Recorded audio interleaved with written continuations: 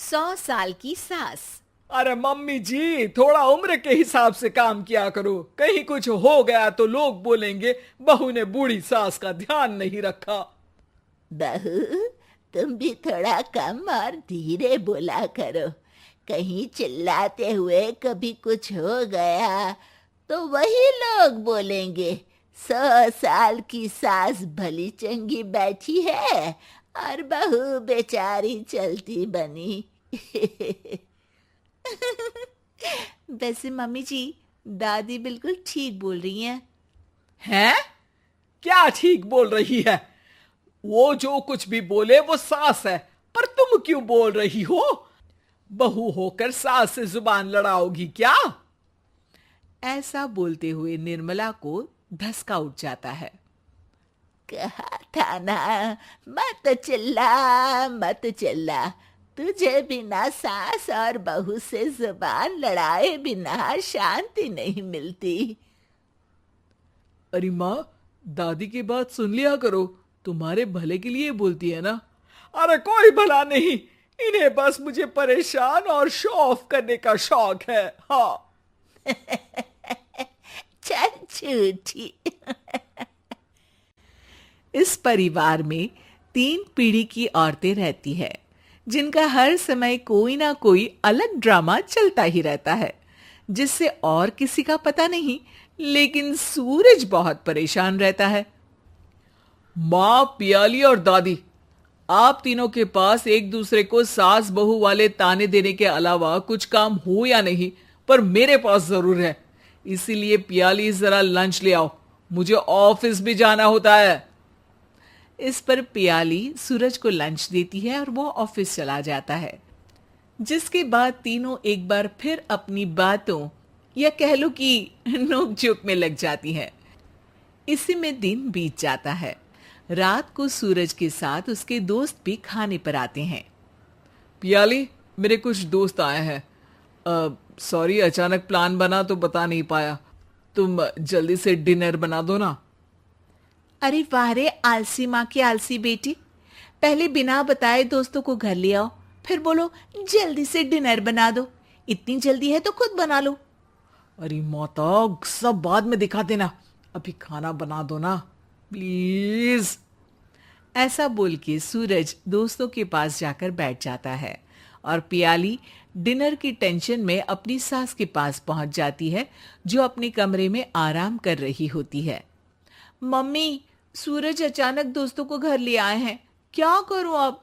कुछ ऐसा बताओ ना जो जल्दी बन जाए और सर्व करते हुए भी अच्छा लगे। अरे रेस्टोरेंट से मंगा ले, दोबारा परेशान मत करना, सोने दे मुझे। इतने में दादी सास भी वहां आ जाती है।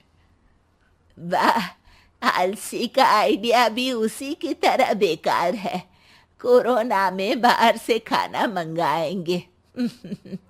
बहू, तुम सो ही जाओ, वही काम अच्छे से कर सकती हो। चल पियाली, मैं बताती हूँ क्या करना है।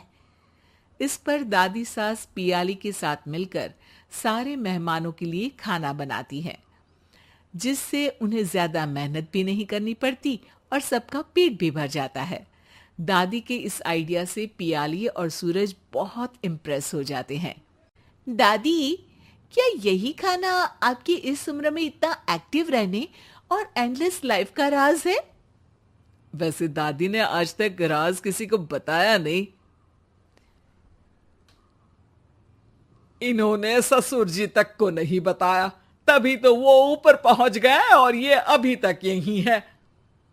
तेरी सास मेरे ऊपर पहुंचने का ही इंतजार कर रही है, पर इस आलसी का ये सपना पूरा नहीं होने वाला। क्यों जी, अमर होने का वरदान लेकर आई हो क्या? अमर का पता नहीं, पर लगता है तुझसे लंबा जरूर जी लूंगी। इससे पहले कि दोनों सास बहू में कोई बहस शुरू होती, पियाली बीच में बोल पड़ती है। ठीक है, आप दोनों लड़ क्यों रही हैं? हम तो चाहते हैं कि आप दोनों हमारे साथ हमेशा रहें। पियाली की बातों पर दोनों शांत हो जाते हैं और उनकी लाइफ पहले जैसे चलने लगती है, जहां दादी सुबह जल्दी उठकर कुछ न कुछ काम करते हुए पूरा दिन बिताती है, तो वहीं निर्मला और पियाली लेट उठने से लेकर धीरे धीरे आलस में काम करना और जब मर्जी सो जाने से अपना दिन बिताती हैं। एक दिन निर्मला की सहेली उनके घर आती है। अरे क्यों रे निर्मला, कैसे चल रही है जिंदगी? सब बढ़िया, बस ये बुढ़िया ऊपर जाए तो ज्यादा अच्छा होगा। अरे ऐसा क्यों बोलती हो? तुम्हें तो उनसे सीखना चाहिए, वो बहुत फुर्तीली हैं। मैं उन्हें रोज मॉर्निंग वॉक करते हुए देखती हूँ, और वहीं तुम और तुम्हारी बहू हैं जिन्होंने शायद सुबह का सूरज आज तक देखा ही नहीं होगा।